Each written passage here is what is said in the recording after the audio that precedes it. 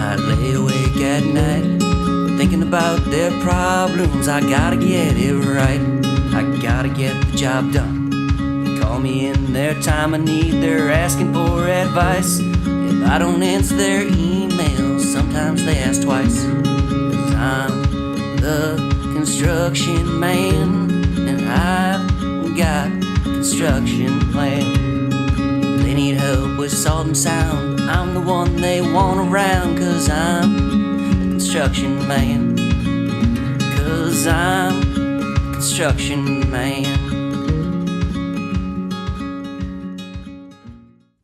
All right, hello everybody. This is Graham over here, And this is Jake Marty over here. How you doing? the construction man himself. Among other things, but yeah. And we're not joined by Ashkan today, whose absence is sorely felt. Yeah. He's getting Yeah. ready for the conference, which is right around the corner, coming up August 18th and 19th. If you don't already have your tickets, definitely go and grab those. So he'll be back recording podcasts soon, but in the meantime, we were going to take some episodes here, maybe a week or two, to go over some of your construction questions, as long as we have Jake Marty in town. So, to kick things off, the first question we have is... That was my drum roll. What type of quiet rock do you guys recommend for float rooms? What type of quiet rock? Well, that's kind of a loaded question. Well, because First of all, it assumes we know what we're talking about. yeah, like somebody thinks that we know what we're talking about. Well, we do use actually a couple different types of soundproofing drywall. When we do use quiet rock, we use the 525 Easy Snap. Well, so let's back up a little bit first Okay, yeah. before we go too deep into it, which is what is quiet rock? Right. So Quiet Rock is a soundproofing drywall. Basically, it's really dense, really heavy gypsum, 2 layers of it, sandwiched together with an acoustical compound in between, kind of like a little PB&J gypsum sandwich. It's very delicious. Don't eat it. Don't eat that stuff. But basically, you're just kind of creating a very heavy, very dense piece of drywall that has a much higher STC rating than your regular drywall. And since it's on the interior float rooms and stuff like that, we actually use the mold and mildew resistant sheets as well anytime within those spaces.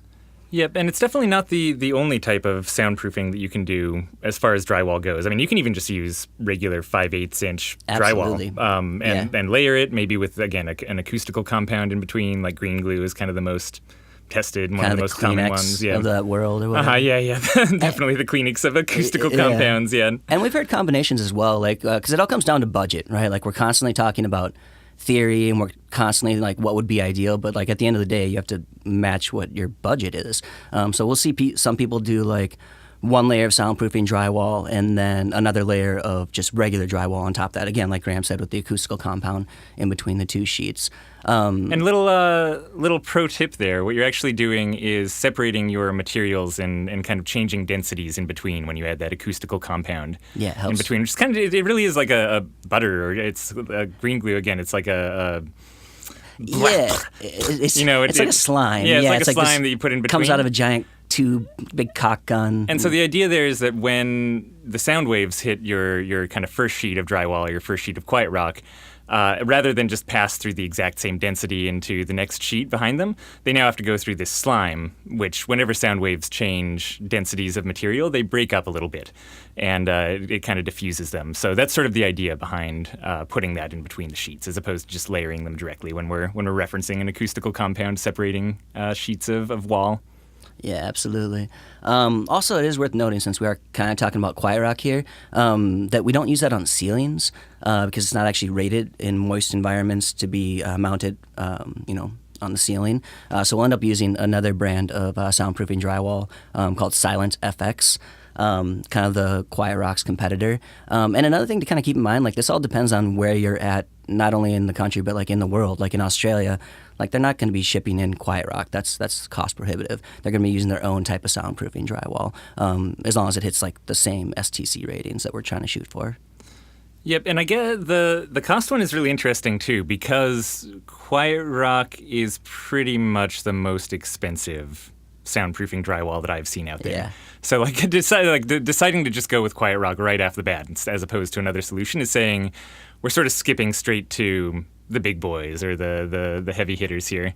And there's not like it might not actually perform better than other solutions, but and correct me if I'm wrong, Jake, but I think the reason that Quiet Rock is so expensive is because they are the most robustly tested Absolutely. drywall solution out there. Like the amount of actual just sound tests that they put all of their they put all their products through means they're verified to give a certain level of soundproofing, whereas the others might do just as well, but we don't know for sure. It might also just be marketing, right? Like people can put anything they want on the outside of their package if it hasn't been independently verified. So like that's something that gets scary. Whereas like we know Quiet Rock is testing their stuff.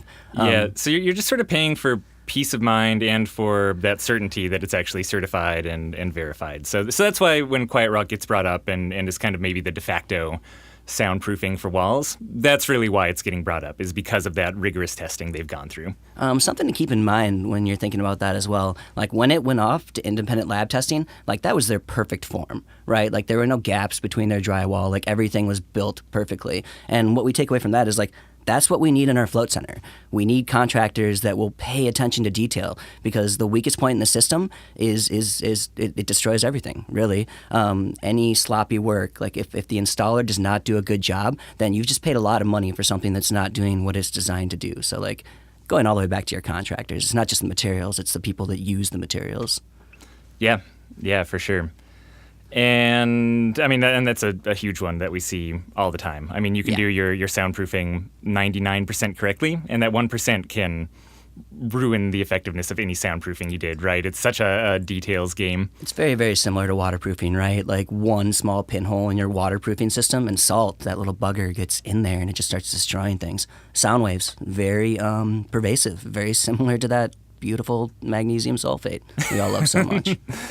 Okay, so I guess we should answer the real question now that we've given a lot of background on this, which is what type of Quiet Rock do we recommend? So, in general, the Easy Snap is kind of the basic wall Quiet Rock. You know, if you're doing your lobby walls, anything that's not in a wet or really moist area, probably the Easy Snap is what you're going with? Yeah, and then again, in those moist, wet areas like the float rooms, we use the mold and mildew resistant or just the mold resistant sheets. Yep, also Easy Snap. Yeah, there's a whole line of Quiet Rock. Like the 525 Easy Snap is not insanely expensive, and it's pretty effective, and it's 5/8 of an inch thick, so like it meets a lot of code requirements. Like you can spend a lot of money. Like they just go up, the 525, the 535, the 545. Yeah, some of them just start getting up to like almost I don't know, 2 inches thick. Yeah, it gets crazy. $300 a sheet. The only people that buy those are like, I don't know, movie theaters, I guess. Mm-hmm. That's the only thing I can really think of.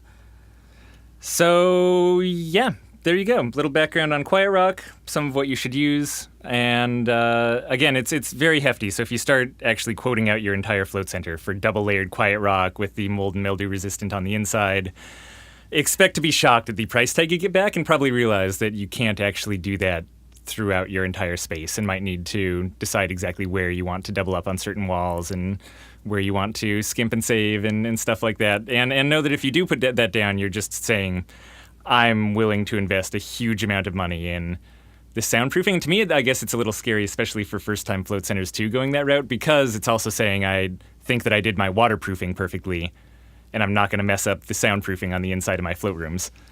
You know, because like it's also terrifying. Like once you're installing these really expensive sheets of drywall on the interior of your float rooms, that's also a lot of stuff that can get damaged by moisture and salt water and stuff like that. So, yeah, it's a very personal decision, I guess, deciding where you're going to draw those lines and which side of the monetary fence you're going to come in on. Yeah, for sure. I mean, often I'm getting calls and questions about how we can pare down a budget, how we can trim down a budget, because it's coming in, $120 a square foot or something like that, and they only budgeted $80 a square foot.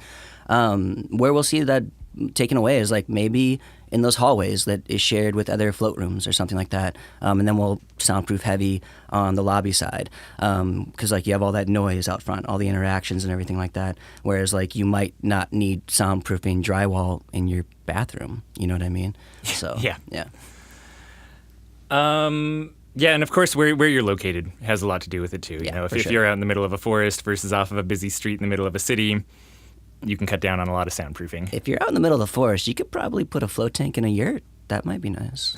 All right. And if you have questions of your own, especially for the next couple weeks, any construction questions, definitely head on over to floattanksolutions.com.